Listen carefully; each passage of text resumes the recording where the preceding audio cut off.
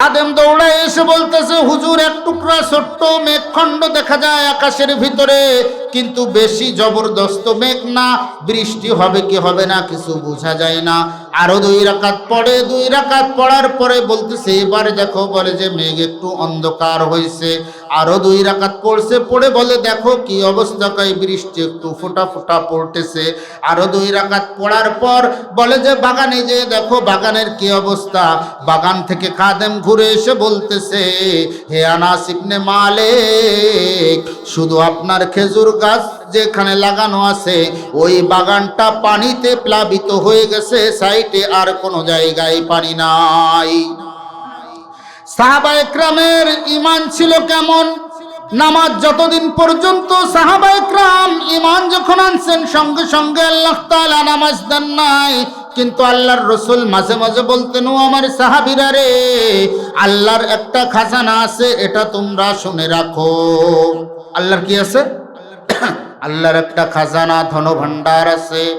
সাহাবায়ে কেরাম শুধু শুনতেন, ও আল্লাহর নবী, আল্লাহর ওই খাজানা থেকে, ধনভাণ্ডার থেকে আমরা ধনভাণ্ডার কিভাবে পাবো? আল্লাহর নবী বলতেন, এখনো আল্লাহ আমারে জানায় নাই কিভাবে পাওয়া যাবে, কিন্তু পরবর্তীতে হয়তো আমাকে জানানো হবে। যেদিন নামাজের কথা নাজিল হয়ে গেল, মেরাজ থেকে নামাজ আনলেন আল্লাহর রাসূল, সাহাবায়ে কেরামকে ডাক দিয়ে বললেন, ও আমার সাহাবীরা রে, আজকে আমি এতদিন বলে আসছি আল্লাহর ধনভাণ্ডার আছে, আজকে আমি ওই ধনভাণ্ডার থেকে নেওয়ার পদ্ধতি তোমাদেরকে শিখাইয়া দিব। আমাদের সমস্যা হলো আমরা ওয়াজ শুনতে রাজি, কিন্তু ওয়াজ মানতে রাজি না। ওয়াজ শুনতে রাজি কিন্তু মানতে রাজি না। আমরা শুনি, যদি বক্তার গলা একটু খারাপ হয়, এ বক্তা আর চলবে না, এ বক্তা ভালো না, যাই বলুক না কেন। আমার একটা ঘটনা মনে পড়ে যায়। আমাদের মাসনা মাদ্রাসার আমাদের এক ছাত্র ভাই ছিলেন মুহিবুল্লাহ হাবিবি সাহেব, ওনাকে অনেকে চেনেন, বক্তা কিন্তু চেনেন না? তো উনি আসরের পরে মাসনা মাদ্রাসার মাহফিলের ময়দানে ওয়াজ করছেন, আর মাগরিবের পরে ওয়াজ করছে। এখন বর্তমানে হাটাজারি মাদ্রাসার যে শাইখুল হাদিস সাহেব, মাওলানা শেখ আহমদ সাহেব, উনি ওয়াজ করছে মাগরিবের পরে, মাগরিব থেকে ঈশা পর্যন্ত। তো ঈশার পরে যে সময় চলে যাচ্ছে, ওয়াজ শেষ করে চলে গেছে, সেই সময় মহিলারা বলতে বলতে যাচ্ছে রাস্তা দিয়ে, আসরের পরে যে হুজুর ওয়াজ করেছে যে কি সুন্দর লাগেছে, আর মাগরিবের পরে যে হুজুর কথা কইল, এর কথার কোনো আগামাতা কিছু বুঝলাম না। তো আমাদের এক হুজুর ছিল, উনি বলতেছে, এই মুহিবুল্লাহর মতন মুহিবুল্লাহ যদি সমস্ত দুনিয়ায় ভরেও যায়, শেখ আহমদ সাহেবের একটা লোমের সমান ওজন হবে না। অথচ এই মহিলাদের কাছে শেখ আহমদ সাহেবের ওয়াজ ভালো লাগেনি, ভালো লাগছে মুহিবুল্লাহর ওয়াজ। আমাদের হুজুর মাঝে মধ্যে ঠাট্টা করে বলতেন। তো আমাদের এই কথা শোনা এখন হয়ে গেছে ভালো লাগা লাগি, কানে যদি একটু ভালো না লাগে তাহলে আমরা কথা শুনতে চাই না। আরেকটা ফিতনা শুরু হয়ে গেছে, আজকে জুমার বয়ানেও বলতেছিলাম আমি এই কথাটা। দেখবেন একটু মতের ভিন্নতা, মনে করেন আমি পাগড়ি বাঁধছি, কিছু কিছু লোক দূর থেকে এসে দেখবে যে হুজুর একটু অন্য অন্য টাইপের মনে আসছে, মানে যার দরকার নেই। আমি মসজিদে ওই কথা বলছিলাম, জামাত ইসলামের যদি কেউ ওয়াজ করে তো চরমুনায়লারা কখনো জামাতের লোক ওয়াজ করতে আমরা যাবো না। চরমুনায়লারা যদি জামাতের চরমুনার লোকে যদি ওয়াজ করে, জামাতের লোক ধরতে বলে চরমুনা গন্ধ বেরোচ্ছে না, যাবো না। এইভাবে আমরা ভিন্ন করে ফেলছি। বলেন তো, জামাতের হোক, চরমুনার হোক, হিফাজত হোক, খিলাফত হোক, জমিয়ত হোক, যে দলেরই হোক না কেন, 30 পাড়ার বাইরের থেকে কোনোদিন 31 নম্বর ভাড়াতে ওয়াজ করতে শুনেছেন আপনারা? যে আজকে 31 নম্বর ভাড়াতে ওয়াজ চলতেছে। তা আমরা 30 পাড়া কোরআন শরীফ সবাই মানি না? তো 30 পাড়া কোরআন শরীফ যদি সবাই মানি, তাহলে আমার যে হুজুর বলে বলুক, যে মতের হুজুর বলে বলুক, তাতে আমার কি? আমি তো শুনবো আমলের নিয়তে। আমি শুনবো কিসের নিয়তে? আমি শুনবো আমলের নিয়তে। আমি এ জায়গার থেকে একটা কথা শুনবো, আমি আমলের নিয়তে শুনবো। আমরা সবাই ইনশাল্লাহ আমলের নিয়তে শুনবো তো। আমল এই 1 নম্বর কথা হলো এই যে আমরা কথা যা শুনবো আমলের নিয়তে শুনবো। 2 নম্বর কথা হলো আমি নিজের জন্য দোয়া করব, বলনেওয়ালা শুননেওয়ালা উভয়ের জন্য দোয়া করব, যেন যে কথাগুলি বলা হচ্ছে এবং শোনা হচ্ছে এই কথার উপরে বলনেওয়ালা শুননেওয়ালা উভয় আমল করতে পারে। এটা দোয়া। এটা দোয়া করা বক্তা এবং শ্রোতা উভয়ের দায়িত্ব। কবুল করার মালিককে? কবুল করার মালিক আল্লাহ। আমি ছোট্ট একটা আয়াতে কারিমা তেলাওয়াত করেছি। আমি অধিকাংশ ওয়াজ সব নামাজ সম্পর্কেই করি, কারণ নামাজ ঠিক তো দুনিয়ার সব ঠিক। আপনার পেটে খাবার নেই, আপনার যদি সোনার চেয়ারের উপরেও বসায় পেটে কি শোনে? ভালো লাগে না। পেটে খাবার নেই, স্বর্ণের পালঙ্গ দিছে আপনার রাত্রে ঘুমাতে। এখন শীতের সময় স্বর্ণের পালঙ্গ দিছে, লেপ তোষক খেতাবালিশের ব্যবস্থা নেই, ঘুমাবে না? ভালো ঘুমাবে না। এর জন্য মানুষের নামাজ যদি ঠিক হয়ে যায় সব ঠিক হয়ে যাবে। মানুষের নামাজ যদি ঠিক হয়ে যায় তাহলে দেখবেন মত পার্থক্য দেখা যাবে না। আজকে আমাদের ভিতরে বিভিন্ন ধরনের মত পার্থক্য দেখা যায়, ধর্মীয় মত পার্থক্য, রাজনৈতিক মত পার্থক্য। আমরা এক দলের লোক আর এক দলের সঙ্গে মিশতে চাই না। এক দলের লোক যদি এক রাস্তা দিয়ে চলে ওই রাস্তায় আমরা চলতে চাই না। এর কারণ হলো আমাদের নামাজ ঠিক নেই। এর জন্য সব জায়গায় আমাদের গলত হয়ে গেছে, ঠিক নেই। আমাদের নামাজ ঠিক হয়ে যাবে। নামাজ যতদিন পর্যন্ত ঠিক না হবে, বাংলাদেশের সমস্ত মানুষ যদি আওয়ামী লীগ হয়, নামাজ যদি ঠিক না হয় তাহলে আওয়ামী লীগে গ্যাঞ্জাম হবে। নামাজ যদি ঠিক না হয়, বাংলাদেশের সমস্ত মানুষ যদি বিএনপি হয়ে যায় তো বিএনপিতে মারামারি লাগবে শুধু নামাজ না ঠিক হওয়ার কারণে। বাংলাদেশের সমস্ত মানুষ যদি জামাত ইসলাম হয়ে যায়, নামাজ না ঠিক হওয়ার কারণে জামাত ইসলামে গণ্ডগোল বাঁধবে। এরকম প্রত্যেক দল যতদিন পর্যন্ত আমরা আমাদের গাছের গুড়া এক জায়গায় আর পানি ঢালতেছি আমরা আর এক জায়গায়। আল্লাহ তাআলা বলতেছে ওয়াস্তাঈনু বিস-সাবরি ওয়াস-সালাহ, 2টা জিনিসের মাধ্যমে আমার কাছে সাহায্য চাও। 2টা জিনিসের মাধ্যমে আমার কাছে সাহায্য চাও। একটা হইল ওয়াস্তাঈনু বিস-সাবরি, ধৈর্যের মাধ্যমে আমার কাছে সাহায্য চাও। ধৈর্য মানে কি? আমরা অনেকে বলি কি ধৈর্য ধরতে হবে, তো কি কেমন ধৈর্য? আপনারে একজন পিটাবে, আপনি সেখানে শুধু ধৈর্যই ধরবেন না। যদি অন্যায়ভাবে আপনাকে মারে, ওখানে প্রতিবাদ করাতে এটা ধৈর্যের বহির্গত না, এটা ধৈর্যের বাহিরে না। ধৈর্য কোন জায়গায় ধরতে হবে? আমরা ধৈর্য কোন জায়গায় ধরি জানেন? যে জায়গায় বলে পারি না ওই জায়গায় ধৈর্য ধরি। ওই জায়গায় গল্প হয় ধৈর্য ধরার। মানি ব্যাগ পকেটের তারাই গেছে, পাচ্ছি নে খুঁজে, চুরি হয়ে গেছে, পাচ্ছি নে খুঁজে, তাড়াতাড়ি কি কয় দান করে দিলাম, তো খুঁজে পাচ্ছে না। দান করে দিয়েছে ঈশার আগে, ঈশার পরে যে চোর ধরা পড়ে গেছে, কারণ মায়ের একটাও মাটিতে পড়বে, যেটা স্লিপ করে পড়ে যাবে ওটা উঠে মারবে। কই ওসব মাপটাপ সব বাদ, ওসব মাপটাপ সব বাদ। এখন আমি তোরে ধরে ফেলাইছি, আগে উত্তম মধ্যম দিয়ে। তো আমাদের ধৈর্যের অবস্থাও হয়ে গেছে ওই রকম। আমরা ধৈর্য ঠিকই ধরতেছি কোন জায়গায়? যে জায়গায় বলে পারতেছি না ওই জায়গায়। যে জায়গায় বলে পারতেছি ও জায়গায় আর ধৈর্য নেই। এই ধৈর্যের সুন্দর একটা মিসাল হাদিসের ভিতরে আসছে। একজন বাদশাহ সবাইকে শাস্তি দেওয়ার ক্ষমতা রাখে না? রাখে না। সে যদি মাফ করে দেয় এ হলো মহৎ। একজন বাদশাহ একজন ফকিরকে মাফ করে দেয়, এ হলো মহৎ। ফকির যদি বলে বাদশাহ আমার উপরে জুলুম করছে, অন্যায় করছে, আমি বাদশারে মাফ করে দিলাম, এটা মহত্ব না। কারণ কি? তুমি যদি বাদশার চেয়ারে থাকতে তাহলে তুমি ফকির হলে কি হবে? বাদশার চেয়ারে যদি থাকতে তো বাদশার পিঠের চামড়া তুমি তুলে নিতে। এখন তোমার গায়ে শক্তি নেই, এর জন্য তুমি এখন বাদশাকে মাফ করে দিচ্ছ। তো আমাদের ধৈর্য হয়ে গেছে এরকম। এটা ধৈর্য না। ওয়াস্তাঈনু বিস-সাবরি ওয়াস-সালাহ, যেখানে শক্ত হওয়ার দরকার সেখানে শক্ত, যেখানে নরম হওয়া দরকার সেখানে নরম।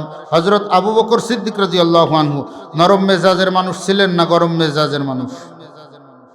নরম মেজাজের মানুষ। আল্লাহর রাসূল যখন ইন্তেকাল করলেন তখন বনু সাকিব গোত্র ওনারা বললেন যে আমরা আগে যে যাকাত দিতাম এই যাকাত আর দিব না। হযরত আবু বকর সিদ্দিক রাদিয়াল্লাহু আনহু হুঙ্কার দিলেন বাঘের মতন যে হে সাকিব গোত্র, শুনে রাখো, তোমরা আগে যদি একটা উটের রশিও যাকাত হিসাবে দিতে, সেটা যদি না দাও আমি তোমাদের সঙ্গে যুদ্ধের ঘোষণা করলাম। আমাদের এখন অবস্থা হয়ে গেছে, আমরা সব সময় মনে করি নামাজি ব্যক্তি আবার গরম হবে কেন, হুজুর আবার রাজনীতি করবে কেন, হুজুর আবার রাজনীতি করবে কেন, হুজুর আবার কড়া কথা কবে কেন, হুজুর আবার গালিগালাজ করবে কেন, হুজুর আবার এত রাগ করবে কেন। আরে রাগ টাগ সব হুজুরের ভিতরে আছে। হযরত উমর ফারুক রাদিয়াল্লাহু আনহু রাগী ছিলেন, উনি ইসলাম গ্রহণ করার পরেও রাগী ছিলেন, ইসলাম গ্রহণ করার পরেও রাগী ছিলেন। আমাদের ধারণা হয়ে গেছে হুজুররা আবার রাজনীতি করবে কেন, হুজুররা আবার রাগী হবে কেন। একটা হাদিসের ঘটনা মনে পড়ে গেল। এক ব্যক্তি নাম রাখছে, এক ইয়াহুদি, তার গাধার নাম, একটার নাম আবু বকর আর একটার নাম উমর। কি নাম রাখছে? উমর, আর একটার নাম আবু বকর। কিছুদিন পরে খবর আসছে হযরত ইমাম আবু হানিফা রাহমাতুল্লাহ আলাইহির কাছে যে গাধাতে লাথি দিয়ে মারি ফেলাইছে ওই ইয়াহুদিরা। তো হযরত ইমাম আবু হানিফা বলতেছে খোঁজ নিয়ে দেখো, যে গাধাটার নাম উমর রাখছিল ওই গাধাটা লাথি দিয়ে ওরে শেষ করে দিচ্ছে। খোঁজ নিয়ে দেখা গেছে যে আসলে যে গাধাটার নাম উমর রাখছিল এই গাধাটাই ওরে লাথি দিয়ে মেরে ফেলছে। তার মানে নামের কারণে মানুষের ভিতরে যেমন একটু পরিবর্তন আসে। আজকে আমাদের সন্তানদের নাম রাখার ক্ষেত্রে এই নামের কথাটা এসে গেল, নাম রাখার ক্ষেত্রে আমরা বাছ বিচার করি না। আমরা লক্ষ সাহাবী অসংখ্য আম্বিয়া আলাইহিস সালাতু ওয়াস সালামের নাম কোরআনের ভিতরে আছে। আমাদের ছেলে সন্তান মেয়ে সন্তান এদের নাম যে আমরা কি এখন রাখতেছি, ওদিকে আমার কথা বলার সময় নেই, ওদিকে আমি বলবো না। আমি ওই লাইনেই বলবো নামাজ সম্পর্কে, ওয়াস্তাঈনু বিস-সাবরি ওয়াস-সালাহ, ধৈর্যের মাধ্যমে এবং নামাজের মাধ্যমে। বলেন তো ভাই, নামাজের মাধ্যমে আমি আপনি আল্লাহর কাছে সাহায্য চাইব, নামাজটা নামাজের মতন হওয়া লাগবে কিনা। আমি যে কোরআনের আয়াত তেলাওয়াত করেছি, ইন্নাস সালাতা তানহা আনিল ফাহশাই ওয়াল মুনকার, নামাজ সমস্ত অশ্লীল এবং নিষিদ্ধ কাজ থেকে মানুষকে ফিরিয়ে রাখবে। হাদিসের ভিতরে আসছে আমার আপনার নামাজ যদি আমাকে আপনাকে খারাপ কাজ অশ্লীল কাজ থেকে ফিরায়, বুঝতে হবে নামাজ কবুল হয়েছে। আর যদি আমি খারাপ কাজ অশ্লীল কাজ থেকে ফিরতে না পারি, বুঝতে হবে আমার নামাজ কবুল হয় নাই। নামাজ কবুল হওয়ার জন্য অনেক শর্ত, খুশুখুজুত শর্ত আসে, ধীর স্থিরতা এবং আল্লাহ তাআলার ভয় নিয়ে নামাজ পড়তে হবে। কিন্তু সরসরি নজরে বাহ্যিক দৃষ্টিতে আমরা যেগুলো দেখতে পাই, নামাজের ভিতরে ফরজ কয়টা? বলেন কয়টা ফরজ? নামাজের ভিতরে 13টা ফরজ। নামাজের ভিতরে ওয়াজিব কয়টা? 14টা ওয়াজিব। ফরজ 13টা, ওয়াজিব 14টা। আমি মুস্তাহাব নফল সব বাদ দিলাম, ফরজ আর ওয়াজিব এই 27টা যদি ঠিক না থাকে তার নামাজই হবে না। বলেন তো, চাবি আছে না তালা চাবি? চাবির দাঁত যদি ভাঙ্গা থাকে তালা খুলবে? বলেন সবাই বলেন, চাবির দাঁত যদি ভাঙ্গা থাকে তালা খুলবে? আল্লাহর রাসূল বলেন আস-সালাতু মিফতাহুল জান্নাহ, নামাজ হইল বেহেশতের চাবি। আপনার চাবির দিকে লক্ষ্য করে দেখেন, ফরজ নামক দাঁতগুলো নাই, ওয়াজিব নামক দাঁতগুলো নাই। আপনার ওই চাবিতে কিয়ামতের ময়দানে জিন্দেগিতেও কোনোদিন জান্নাতের তালা খুলতে পারবেন না, জান্নাতের তালা খুলতে পারবেন না, জান্নাতেও যাইতে পারবেন না। এর জন্য নামাজের ফরজ ওয়াজিবগুলো ঠিক করতে হবে। নামাজ পড়তে গেলে মৌলিক 6টা বাক্য লাগে। কয়টা বাক্য? 6টা বাক্য। আল্লাহু আকবার, সামি আল্লাহু লিমান হামিদা, রব্বানা লাকাল হামদ, সুবহানা রাব্বিয়াল আযীম, সুবহানা রাব্বিয়াল আ'লা, আসসালামু আলাইকুম ওয়া রাহমাতুল্লাহ। এই 6টা বাক্য, এই 6টা বাক্য লাগে। এর ভিতরে কি কি লাগে ওটা আমি বলতেছি না, এই 6টা বাক্য লাগে। এখন শতকরা যারা মাদ্রাসায় পড়েনি 95% মানুষের কাছ থেকে যদি শোনা হয় 6টা বাক্যের 5টা বাক্য বাদ দিলাম, শুধু প্রথম বাক্য মুয়াজ্জিন যেটা প্রত্যেক আজানের ভিতরে 6 বার বলে আল্লাহু আকবার আল্লাহু আকবার, এই শব্দটাও শতকরা যারা মাদ্রাসায় পড়েনি 95% মানুষ ভুল করে। আল্লাহু আকবার। অনেক মসজিদে দেখবেন মুয়াজ্জিনরা আজান দেয়, শহর বাজারের মসজিদের কথা আলাদা, গ্রামগঞ্জের মসজিদের আজান শুনলে মাঝে মধ্যে হাসিও পায়, যে আজান দেয় না কি কয় আল্লাহ পাকি সেই ভালো জানে। যাই হোক, মুয়াজ্জিনের ব্যবস্থা নাই, যা পারে নেইমার থেকে কানামা ভালো, ভালো কুলা না থাকলে ভাঙ্গা কুলাই অনেক ভালো, সেই হিসাবে ওই যে মুয়াজ্জিন দিয়ে কাজ চলতেছে ওই মুয়াজ্জিন দিয়েই ভালো। কিন্তু আমাদের একটু খেয়াল করা দরকার যে আমি যখন নামাজে দাঁড়াচ্ছি আল্লাহু আকবার, আল্লাহ বড়, আল্লাহু আকবার, আল্লাহ বড়, এখানে অর্থের পরিবর্তন যদি হয়ে যায় আল্লাহু আকবার, এর অর্থ কি আছে আল্লাহ পাকি সেই ভালো জানে, আমি জানি না, অত ভালো আর আল্লাহু আকবার, আল্লাহু আকবার, আল্লাহু আকবার কি শব্দ নামাজের ভিতরে? এটা হলো নামাজের মৌলিক যে 6টা বাক্য। সূরা কিরাতের কথা, নামাজ পড়তে কয় লাইন সূরা কিরাত লাগে? আপনাদের অসন্তুষ্ট হচ্ছেন যে হুজুর শুধু নামাজের কথা করছে কেন? আমি নামাজের কথাই বলি ভাই বেশি। কয় লাইন সূরা কিরাত লাগে? কুরআন শরীফের লাইন যদি প্রত্যেক পৃষ্ঠায় 15টা লাইন আছে, কয়টা লাইন? 15টা লাইন আছে। সূরা ফাতিহা সহ আর 4টা সূরা নামাজের জন্য মানুষের লাগে। সূরা কোরআনের সবথেকে ছোট সূরার নাম সূরা কাউসার, দ্বিতীয় ছোট সূরার নাম সূরা নাসর, তৃতীয় ছোট সূরার নাম সূরা ইখলাস, চতুর্থ ছোট সূরার নাম, চতুর্থ সূরাটা নিয়ে একটু দ্বিধাদ্বন্দ্ব আছে। যাই হোক, মোট মিলে সূরা ফাতিহা সহ আর 4টা সূরা, এটা লাগে হলো মাত্র 10 লাইন। কয় লাইন? কয় লাইন? সবাই বলেন কয় লাইন? মোট 10 লাইন। আপনি একবারে লেখাপড়া কিচ্ছু জানেন না, সৌদি আরব যাবেন, আরবি ভাষাটা এখান থেকে একটু শেখেন, অল্প অল্প শেখেন, যাইয়ে যেন কমপক্ষে পেটে বাদ দেওয়ার মতন কথা বলতে পারি, কমপক্ষে পেটে বাদ দেওয়ার মতন কথা যেন আরবির সঙ্গে বলতে পারি, নইলে না খেয়ে মারা যাবো, তাই না? এতটুক কথা মানুষ শিখে যায়। আপনি শুধু সৌদি আরব না, পৃথিবীর যত বিদঘুটে ভাষা আছে সব থেকে বিদঘুটে ভাষা হলো চায়না। সব থেকে বিদঘুটে ভাষা কোনটা?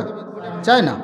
একেবারে অশিক্ষিত একজন লোককে পাঠাবেন, এই চায়না ভাষাও 6 মাসের ভিতরে ওখানে শিখে যাবে। কিরকম শিখে যাবে? একজন চায়না মানুষের সঙ্গে তার ভাবের আদান প্রদান, কথাবার্তা, উঠা বসা, চলাফেরা সব কিছু সে একজন চায়না মানুষের সঙ্গে করতে পারবে। পারবে না? বিদেশ থেকে এসে এত সুন্দর করে আরবি বলে যে আরবি আমরা বুঝিও না। কারণ কি? আঞ্চলিক আরবি বলে, আমরা তো বই খাতার আরবি জানি, আমরা আঞ্চলিক আরবি ওইভাবে ভালো বুঝি না। অথচ একজন মানুষ, আমি আপনি যে মুসলমান, এই মুসলমান হিসেবে কিয়ামতের ময়দানে কিভাবে পরিচয় দিব যে 60-70 বৎসরের জিন্দেগি আল্লাহ তাআলা দিল, শুধু নামাজ পড়ার জন্য 10 লাইন কোরআনের তেলাওয়াতটাও সহি করে শিখতে পারলাম। একটা শালিক, একটা ময়না, একটা টিয়া, এরা আপনার বাংলা ভাষা শিখে যায়, ইংরেজি ভাষা শিখে যায়, একটা শালিক কোরআনের তেলাওয়াত শিখে যায়। কত সুন্দর! একদিন দেখলাম নেটে একটা শালিক তেলাওয়াত করতেছে কুল হুয়াল্লাহু আহাদ, সূরা ইখলাস তেলাওয়াত করতেছে, একেবারে পুরোপুরি আউযুবিল্লাহ বিসমিল্লাহ সহ তেলাওয়াত করলো। আউযুবিল্লাহ বিসমিল্লাহ সহ সূরা ইখলাস তেলাওয়াত করা মানে হলো 4 লাইনের তেলাওয়াত শিখে যাওয়া। কয় লাইন? 4 লাইনের তেলাওয়াত শিখে যাওয়া। তো একটা শালিক যদি 4 লাইনের তেলাওয়াত শিখতে পারে, একটা ময়না যদি 4 লাইনের তেলাওয়াত শিখতে পারে, আপনার 60-70 বৎসরের জিন্দেগিতে কেন আপনি মাত্র 10 লাইন কোরআনের তেলাওয়াত শিখতে পারবেন না? আল্লাহর কাছে কি জবাব দিবেন?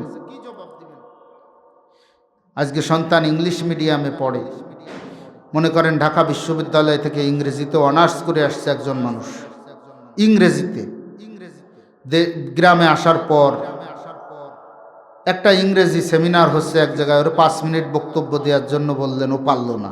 কি বলবেন? এ হলো লাস্ট বেঞ্চের ছাত্র। কোন বেঞ্চের? এ বিশ্ববিদ্যালয়তে যে লেখাপড়া করেনি, শুধু বাপের কাছ থেকে টাকা নেছে আর খাইছে আর ঘুমাইছে আর ফুর্তি করে বেড়াইছে, এ লেখাপড়া করেনি। আল্লাহ তাআলা কিয়ামতের ময়দানে যখন জিজ্ঞাসা করবেন, ও আমার বান্দা, নামাজ পড়ার জন্য তুমি 10 লাইন কোরআনের তেলাওয়াত পারো কিনা? আল্লাহ, আমি তো 10 লাইন তেলাওয়াত পারি না। আমি চাইনা ভাষা শিখলাম, জাপানিজ ভাষা শিখলাম, ইংরেজি শিখলাম, উর্দু শিখলাম, ফার্সি শিখলাম, আরবি শিখলাম, বিদেশে ডলার ইনকাম করার জন্য, রিয়াল ইনকাম করার জন্য। কিন্তু কিয়ামতের ময়দানে এসে আজকে আমার সব থেকে যা প্রয়োজন, আজকে আমার সব থেকে বেশি সওয়াবের প্রয়োজন। ইয়াউমা ইয়াফিরুল মারউ মিন আখিহি ওয়া উম্মিহি ওয়া আবিহি ওয়া সাহিবাতিহি ওয়া বানি। এই কিয়ামতের ময়দানে ভাই ভাইকে পরিচয় দিবে না, বোন ভাইকে পরিচয় দিবে না, মা সন্তানকে পরিচয় দিবে না, সন্তান মায়ের পরিচয় দিবে না। সেই ময়দানে তখন দরকার শুধু সওয়াবের। এই সওয়াব তখন আর রিয়াল দিয়ে কাজ হবে না, ডলার দিয়ে কাজ হবে না, তখন আর টাকা দিয়ে কাজ হবে না, তখন শুধু দরকার সওয়াবের। এই সওয়াব কোন জায়গা থেকে আসবে? তোমার নামাজ থেকে আসবে। আমি আর কোনো আমল পারি না, শুধু নামাজ, নামাজ থেকে আসবে। আল্লাহ তাআলা বলবে, ও আমার ফেরেশতা, তার আমল নামা নিয়ে এসো। আমল নামার ভিতরে দেখো আমল নামায় কি আছে। আমল নামাটা সামনের ভিতরে খুলে দেবে, খুলে দিলে দেখবে, আরে সারা জীবন তো আমি নামাজ পড়ছি, 5 ওয়াক্ত নামাজ ওই গোপালপুর মসজিদে, বাজার মসজিদে গিয়ে পড়তাম, কিন্তু আমার সওয়াব কই, আমার সওয়াব কই? আজকে আমার আমল নামার ভিতরে তো একটা সওয়াবও দেখা যায় না। বলবে যে, ও আল্লাহ, যখন তেলাওয়াত করার দরকার ছিল আলহামদুলিল্লাহি রাব্বিল আলামিন, সমস্ত প্রশংসা জগতের প্রতিপালকের জন্য, তখন বলছে আলহামদুলিল্লাহি রাব্বিল আলামিন, সমস্ত বুকামি জগতের প্রতিপালকের জন্য। আলহামদু মানে প্রশংসা, আলহামদু মানে বোকামি। আলহামদু যখন হাটা চাপ দিয়ে বলবেন, সমস্ত প্রশংসা আল্লাহর জন্য, এতে সওয়াব হবে না গুনাহ হবে। সমস্ত প্রশংসা আল্লাহর জন্য বললে সওয়াব হবে না গুনাহ হবে। সঙ্গে সঙ্গে সাপ মারার মতো আমল নামায় সাপ মেরে দিবে। আলহামদুলিল্লাহি রাব্বিল আলামিন বলার সাপ তোমার আমল নামার উপরে মেরে দিলাম, এই সওয়াব তোমার আমল নামার উপরে থাকবে। যখনই বলবে আলহামদুলিল্লাহি রাব্বিল আলামিন, অর্থ পরিবর্তন হয়ে যাবে, সমস্ত বুকামি আল্লাহর জন্য। ফেরেশতা এসে বলবে, তোর গুনাহের খাতায় আমি আমল নামার সিল মেরে দিলাম। ময়দানে উঠবে, ফেরেশতাকে যখন ডাক দিয়া বলবে আমল নামা হাজির করো, আমল নামা হাজির করার পর দেখবে সওয়াবের পাশ একবারে সাদা কাগজের মতন, গুনাহের পাশ কালো কালো। আল্লাহ বলবে, পড়ো, 5 ওয়াক্ত নামাজি তো ছিল, এখন পড়ো। পড়ে দেখবে সব তেলাওয়াত ভুল, সব তেলাওয়াত ভুল। আল্লাহু আকবার বলা ভুল, সামি আল্লাহু লিমান হামিদা বলা ভুল, রব্বানা লাকাল হামদু ভুল, সুবহান রাব্বিয়াল আযীম ভুল, সুবহান রাব্বিয়াল আ'লা ভুল, আসসালামু আলাইকুম ওয়া রাহমাতুল্লাহ ভুল। এটা তো গেল নামাজের ভিতরের বিষয়। ওযুর ফরজ আজকে হুবহু, আজকে জুমায় যে কথা বলছি সেই কথাগুলো বলতেছি। কথা বলানোর মালিককে, কথা বলানোর মালিক আল্লাহ। আমি জুমার আগে চিন্তাও করি নাই যে এই সম্পর্কে কথা বলবো, কিন্তু আজকে জুমায় কথা বলে আমি বলতেছি মাগরিবের পর আমি এই আলোচনাটা ওখানেও করব, ওখান থেকে নিয়ত করে নিছি। এর জন্য হুবহু জুমায় যে আলোচনা করছি এই আলোচনাটাই করতেছি। দেখেন আমাদের কোরআনের তেলাওয়াতের ভিতরে, এ তো শুধু গেল তেলাওয়াতের বিষয়, এ তো গেল নামাজের ভিতরের বিষয়। আমাদের 2টা মাসলা লাগে নামাজ পড়তে গেলে। কয়টা মাসলা? একটা হলো ওযু আর একটা হলো গোসল। তায়াম্মুমের মাসলাও লাগে, কিন্তু আমাদের যেহেতু সব জায়গায় পানি আছে, এর জন্য আমাদের তায়াম্মুমের দরকার নেই, এর জন্য তায়াম্মুমকে ছেড়ে দিলাম। ওযুর ফরজ কয়টা? 4টা। এটা সবাই জানেন এখানে, ওযুর ফরজ 4টা। এর ভিতরে অনেককে এখন যদি জিজ্ঞাসা করা হয় ওযুতে কি কি ফরজ, একজনের কাছে জিজ্ঞেস করছে অজুর কি কি ফরজ? কয় কুলি করা, নাকে পানি দিয়া। কি অজুর ফরজ? হ্যাঁ অজুর ফরজ এগুলো? কয় কুলি করা, নাকে পানি দিয়া দুটো। কয় অজুর ফরজ কয়টা? কয় 4টি। তো উনি কয় কুলি করা, নাকে পানি দিয়া, মুখ ধোয়া, পা ধোয়া, মাথা মাছে করা। কয় এই 5টা হয়ে গেল যে। হ্যাঁ কছে 5টা হয়ে গেল যে। কছে আরও জানি, আরও ফরজ আছে, তাই এখন ক্ষতি পারতেছ না। আরও ফরজ আছে, তাই এখন ক্ষতি পারতেছ না। মানে এই যে ফরজ কুন্ডা ও জানে না, এমনি জানে যে উজুতি এই করতে প্রথমতে শুরু করেছে কুলি করা, নাকে পানি দিয়া। প্রথমে কুন্ডা ফরজ কুন্ডা মুস্তাহাব এ ঠাওর নেই। তো 4টে যে ফরজ এটা অনেকে জানে, কিন্তু কি কি ফরজ এটা অনেকে জানে না। আবার যারা কি কি ফরজ এটা জানে তারা মুখমণ্ডল কোন জায়গা থেকে কোন পর্যন্ত ধৌত করবে, হাত কোন জায়গা থেকে কোন পর্যন্ত ধৌত করবে, একবার ধৌত করবে না 3বার ধৌত করবে, মাথা কিভাবে মাসেহ করবে, পা কিভাবে ধুবে, পায়ে যদি মুজা দেওয়া থাকে তাহলে কিভাবে কি করবে, এটা কিন্তু জানে না। অনেকে এটা জানে না। মুখমণ্ডল একেবারে চুলের গোড়া থেকে নিয়ে থুতনির নিচ পর্যন্ত, দাড়ি যদি পাতলা হয় দাড়িও ধুয়ে দিতে হবে, দাড়ি যদি ঘন হয় দাড়ির উপর দিয়ে পানি বহায় দিতে হবে। আমি সংক্ষিপ্ত আকারে বলতেছি। এটা উজুর মুখ। একবার ধোয়া ফরজ। কয়বার ধোয়া বলেন? একবার ধোয়া ফরজ, 3বার ধোয়া সুন্নাত। একবার ধোয়া এটা আমরা জানতাম, অনেকে হয়তো জানি। একবার ধোয়া ফরজ, 3বার ধোয়া সুন্নাত। আমি এই কথাটা বলতেছি, এর উদ্দেশ্যও আছে। একবার ধুলাম হাত কোনই সহ, একবার এই পর্যন্ত ধুলাম, দ্বিতীয়বার এই পর্যন্ত ধুলাম, তৃতীয়বার এই পর্যন্ত পুরোটা ধুলাম। 3বারে ধুইয়ে আমি চিন্তা করতেছি আমার 3টে সুন্নতেরও সোয়াব হয়েছে না। একটা ফরজের দায়িত্ব আমার উপর থেকে শেষ হয়ে গেছে। ধুইছে কিন্তু 3বার। অনেকে দেখবেন পানি নিয়ে ধোলে কি ধোলে না ও দেখার দরকার নেই। 1 নখ পরিমাণ যদিও শুকনা থেকে যায় অজু হবে না, অজু হবে না। অজু যদি না হয় নামাজও হবে না। নামাজ যদি না হয় ওর ভিতরের কিরাত রুকু সিজদা তাসবিহ তাহলিল সব বাদ, নামাজই হয়নি তো সব বাদ। গাছের গুড়া যখন মরা তখন আগায়ও সব মরা, আগায় আর কিচ্ছু নেই। গাছের গুড়া যখন মরা আগাও মরা, আগায় আর কিচ্ছু নেই। আর যদি গাছের গুড়া জিন্দা থাকে তাহলে পানি দিলে কাজ হতেও পারে। তেমনভাবে আমার অজু আর গোসল, অনেকে আছে ফরজ গোসলের নিয়ম জানে না। গোসলের ফরজ কয়টা? গোসলের ফরজ 3টা। গোসলের ফরজ নিয়মটা অনেকে চিন্তা করে হুজুর এসব মাসলা তো আমরা সবাই জানি। তো একটা মাসলা আমি যদি এখন জিজ্ঞাসা করি, আমি জানি যে মসজিদে হোক মাহফিলে হোক অর্ধেক মানুষ উত্তর দিতে পারবে না। একেবারে সিম্পল মাসলা। কেন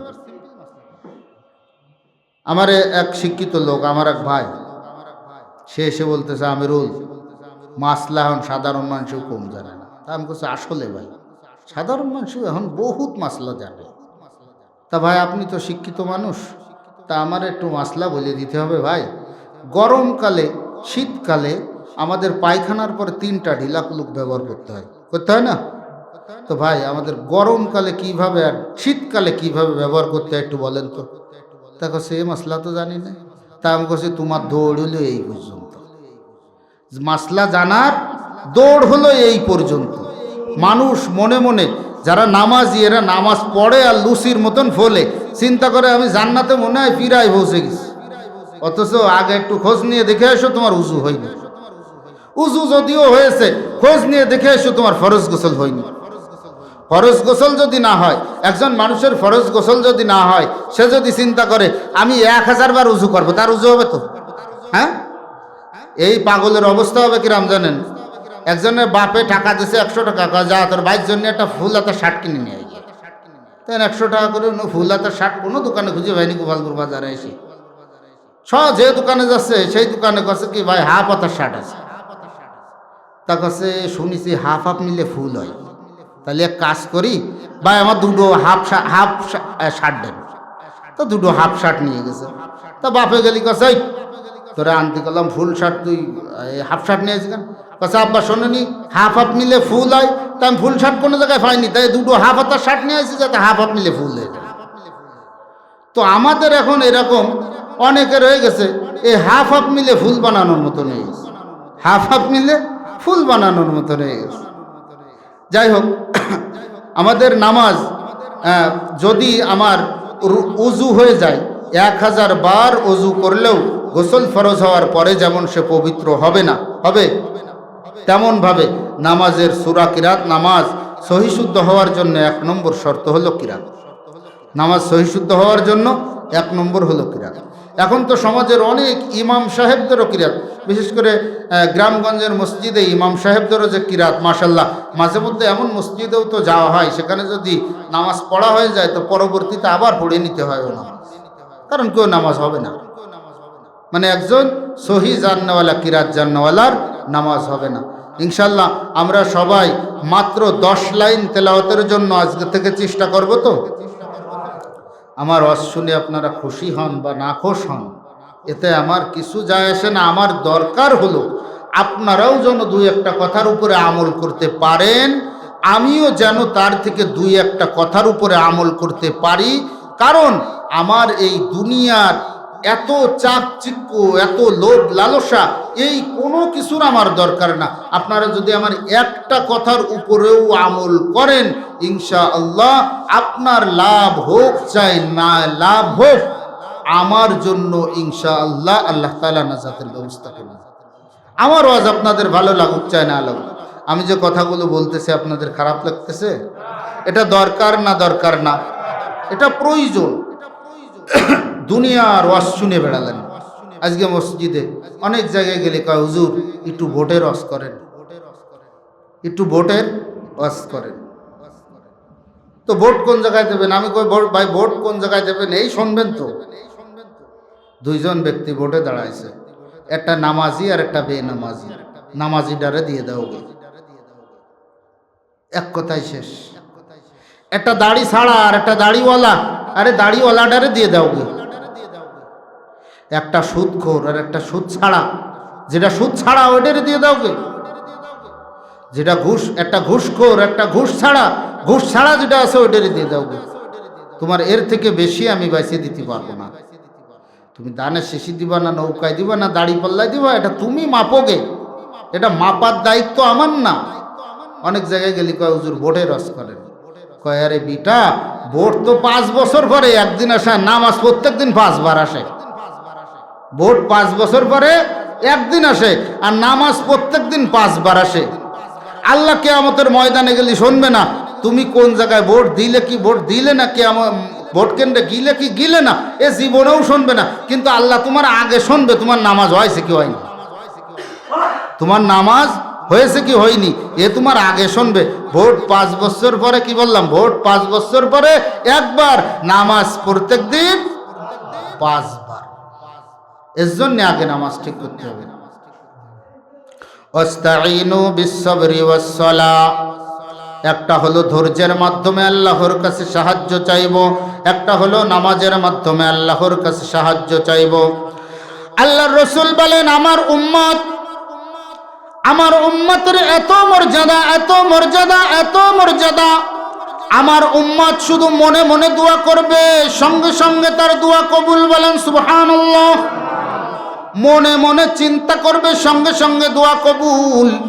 আমার উম্মতের এত মর্যাদা, আমার উম্মত নামাজ পড়ে হাত তোলা লাগবে না, শুধু মনে মনে ভাববে, আল্লাহ তাআলা দোয়া কবুল করে নেবেন।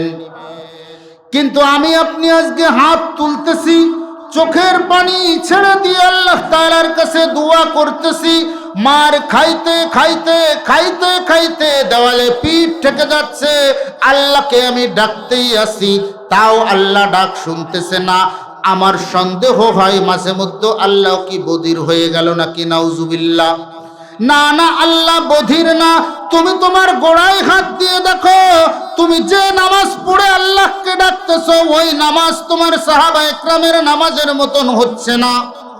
সাহাবা একরামের যখনই কোনো কিছু প্রয়োজন হয়েছেন, হযরত আনাস ইবনে মালিক রাদিয়াল্লাহু আনহু ওনার খেজুর বাগানে পানি দেওয়া দরকার, ওনার খেজুর বাগানে পানি দেওয়া দরকার। হাদিসের ভিতরে ঘটনা আসছে খেজুর বাগানে পানি দেওয়া দরকার। হযরত আনাস ইবনে মালিক রাদিয়াল্লাহু আনহু নামাজে দাঁড়ায় গেছে, 2 রাকাত নামাজ পড়ছে। 2 রাকাত নামাজ পড়ে খাদেমকে বলতেছে, ও খাদেম, যে দেখো বাহিরে মেঘের অবস্থা কি। খাদেম দৌড়ায় এসে বলতেছে, হুজুর, এক টুকরা ছোট্ট মেঘখণ্ড দেখা যায় আকাশের ভিতরে, কিন্তু বেশি জবরদস্ত মেঘ না, বৃষ্টি হবে কি হবে না কিছু বোঝা যায় না। আরো 2 রাকাত পড়ে, 2 রাকাত পড়ার পরে বলতেছে, এবারে দেখো, বলে যে মেঘ একটু অন্ধকার হয়েছে। আরো 2 রাকাত পড়ছে, পড়ে বলে দেখো কি অবস্থা, কই বৃষ্টি একটু ফোঁটা ফোঁটা পড়তেছে। আরো 2 রাকাত পড়ার পর বলে যে বাগানে যে দেখো বাগানের কি অবস্থা। বাগান থেকে খাদেম ঘুরে এসে বলতেছে, হে আনাস ইবনে মালিক, শুধু আপনার খেজুর গাছ যেখানে লাগানো আছে ওই বাগানটা পানিতে প্লাবিত হয়ে গেছে, সাইডে আর কোনো জায়গায় পানি নাই। সাহাবা একরামের ঈমান ছিল কেমন? নামাজ যতদিন পর্যন্ত সাহাবা একরাম ঈমান যখন আনছেন, সঙ্গে সঙ্গে আল্লাহ তাআলা নামাজ দেন নাই। কিন্তু আল্লাহর রাসূল মাঝে মাঝে বলতেন, ও আমার সাহাবীরা রে, আল্লাহর একটা খাজানা আছে, এটা তোমরা শুনে রাখো। আল্লাহর কি আছে? আল্লাহর একটা খাজানা, ধনভাণ্ডার আছে। সাহাবা একরাম শুধু শুনতেন, ও আল্লাহর নবী, আল্লাহর ওই খাজানা থেকে, ধনভাণ্ডার থেকে আমরা ধনভাণ্ডার কিভাবে পাবো? আল্লাহর নবী বলতেন, এখনো আল্লাহ আমারে জানায় নাই কিভাবে পাওয়া যাবে, কিন্তু পরবর্তীতে হয়তো আমাকে জানানো হবে। যেদিন নামাজের কথা নাজিল হয়ে গেল, মেরাজ থেকে নামাজ আনলেন, আল্লাহর রাসূল সাহাবা একরামকে ডাক দেয়া বললেন, ও আমার সাহাবীরা রে, আজকে আমি এতদিন বলে আসছি আল্লাহর ধনভাণ্ডার আছে, আজকে আমি ওই ধনভাণ্ডার থেকে নেওয়ার পদ্ধতি তোমাদেরকে শিখাইয়া দিব। কি শিখাই দেবে? আল্লাহর ধনভাণ্ডার আছে, ওই ধনভাণ্ডার থেকে আজকে নেওয়া শিখাই দেবে, কিভাবে নিতে হবে। আল্লাহর রাসূল কিন্তু বলে নাই ওই ধনভাণ্ডার থেকে নেওয়ার জন্য তোমাকে শুধু ডিজিটাল ফিকির করতে হবে, এটা কিন্তু আল্লাহর নবী বলেন নাই। তোমাকে শুধু প্রযুক্তির সাহায্য নিতে হবে, এটা কিন্তু বলেন নাই। তোমাকে শুধু বিজ্ঞানের সাহায্য নিতে হবে, এটা কিন্তু বলেন নাই। তোমাকে শুধু বিভিন্ন শাস্ত্রের সাহায্য নিতে হবে, এটা কিন্তু বলেন নাই। আল্লাহর রাসূল বলছে, আল্লাহর খাজানা আছে, এতদিন বলতাম, কিন্তু ওই খাজানা থেকে নেওয়ার কোনো মাধ্যম তোমাদেরকে বলতে পারি নাই। হে আমার সাহাবীরা, আজকে সাক্ষী থাকো, আল্লাহর ওই খাজানা থেকে নেওয়ার মাধ্যম হইল নামাজ। আল্লাহর খাজানা থেকে নেওয়ার মাধ্যম কি? নামাজ। সাহাবা একরাম যখনই শুনছেন আল্লাহর খাজানা থেকে নেওয়ার মাধ্যম নামাজ, আল্লাহর রাসূলের সাহাবীদের যখনই কোনো জিনিসের প্রয়োজন হতো তখনই নামাজে দাঁড়ায় যেত। যখনই কোনো জিনিসের প্রয়োজন হতো তখনই নামাজে দাঁড়িয়ে যেত। আর আজকে আমরা কি করতেছি? আমার চোখে দেখা ঘটনা, আমাদের মাসনা মাদ্রাসার এক হুজুর ছিলেন, এখন কেশবপুর মিফতাহুল উলুম মাদ্রাসা করছে, ও যে বিরাট মাদ্রাসা কেশবপুর থেকে সাতক্ষীরা রোডে, এই মাদ্রাসার যে মুহতামিম সাহেব হুজুর, উনার ঘরে আগুন লেগে গেছে। উনার ঘরটা ছিল একবারে মাসনা মাদ্রাসার পাকঘরের পাশে, আগুন লেগে গেছে। তো হুজুরে যে সবাই বলতেছে, হুজুর আপনার ঘরে আগুন লেগে গেছে। তো সবাই, ছাত্ররা, উস্তাদরা, আমরা ছোট তখন, এরকম আমি তো এমনি দৌড়ই দেখতে গেছি, কিরাম আগুন ধরেছে দিয়ে আসি। আর বড় ভাইরা যারা আছে, হুজুররা যারা আছে, এরা বাড় বদনা জেনে যা পারিছে পানি নিয়ে দৌড়ছে। হুজুর দেখলাম সুজা টিউবওয়েলে চলে গেল, উজু করলে, হুজুর ঘরের দিকে যায়নি। এটা গাল গল্প না। হুজুর ঠিক মাসনা মাদ্রাসার ওই বারান্দায় যে নামাজে দাঁড়াই গেলেন। এটা বাস্তব দেখা ঘটনা। ছাত্ররা নিভাই ফেলছে পানি দিয়ে, না আল্লাহ নিভাই দিছে? পানি দিয়ে নিভানোর কোনো ক্ষমতা মানুষের নেই। পানি দিয়ে নিভানোর ক্ষমতা যদি থাকতো, এই কিছুদিন আগে আগুন লাগলো পৃথিবীর একটা বড় শহর, হংকংয়ের মতন শহর, উন্নত শহর। এই উন্নত শহরে এমন ব্যবস্থা আছে ওই জায়গায়, যে জায়গায় এক একটা বিল্ডিং বানায়, ওই বিল্ডিংয়ের ভিতরে পানির এমন ব্যবস্থা রাখে যে 1 মিনিটের ভিতরে পুরো বিল্ডিংটা বন্যায় প্লাবিত হওয়ার মতন প্লাবিত হয়ে যাবে, এমন সিস্টেম বিদেশের মাটিতে রাখে। এবং হংকং শহরে এই ব্যবস্থা প্রত্যেক বিল্ডিংয়ে আছে।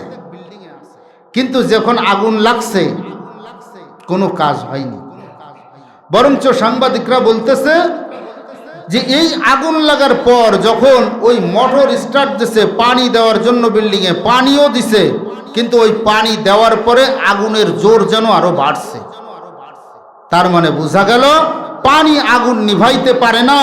আল্লাহ যদি অর্ডার দেয় পানিকে যে পানি তুমি আগুন নিভাও, আর আগুনকে যদি অর্ডার দেয় যে পানি স্পর্শ পাওয়ার পরে তুমি নিভে যাও, তাহলে নেভে, নইলে নেভে না। আমাদের আপাত দৃষ্টিতে হয়তো মনে হবে হুজুর কোয়ানে এসব গাঁজা খুঁড়িয়ে গল্প পাইছে, আর আগুন তো এমনি পানি দিলে নিভে যায়, আগুন তো পানি দিলে এমনি নিভে যায়, সব গাঁজা খুঁড়িয়ে গল্প না। অনেকেই মনে করে গাঁজা খুঁড়িয়ে গল্প। বলেন তো একজন মানুষের দ্বারা অলৌকিক কোনো কিছু হওয়া কি সম্ভব? না, সম্ভব না। আল্লাহ যদি ওই মানুষকে দিয়ে সম্ভব করায়, তাহলে আল্লাহ যদি ওই মানুষকে দিয়ে সম্ভব করায়, তাহলে সম্ভব কিনা?